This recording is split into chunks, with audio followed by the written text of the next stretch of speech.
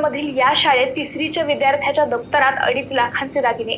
त्यानंतर मंडळी, शाळकरी मुलाच्या दप्तरात नेहमी खाऊ, खेळणी, पुस्तके असतात, पण 2.5 लाख रुपये किमतीचे सोन्याचे दागिने तिसरीत विद्यार्थ्याच्या दप्तरात असतील तर हा प्रकार घडलाय अहिल्यानगर मधील पाथर्डी तालुक्यात। येथील स्वामी विवेकानंद विद्यालयात तिसरीत शिकणाऱ्या एका विद्यार्थ्याच्या दप्तर तपासणी दरम्यान तब्बल 25 ग्रामचे सोन्याचे दागिने वर्ग शिक्षिका मयुरी गारुडकर यांना सापडले। तातडीने पालकांना बोलवणे पाठवले व दागिने दाखवले। त्यानंतर समोर आला विचित्र प्रकार। त्याचे झाले असे प्राथमिक चौकशीत समजले की विद्यार्थ्याच्या आजीने सुरक्षिततेच्या कारणास्तव दागिने दप्तरात लपवले होते। घरातील व्यक्तीने ते दागिने सकाळी काढायचे होते, पण गडबडीत ते राहून गेले आणि विद्यार्थी ते दप्तर घेऊन शाळेत गेला। ग्रामीण भागात वाढत असलेल्या चोरीच्या घटनांमुळे घरात दागिने लपवण्याचा वेगवेगळ्या शक्कल लढवल्या जात आहेत।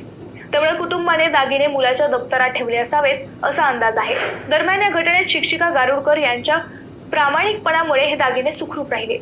त्यामुळे त्यांच्या सतर्कतेचे सर्वत्र कौतुक होत आहे।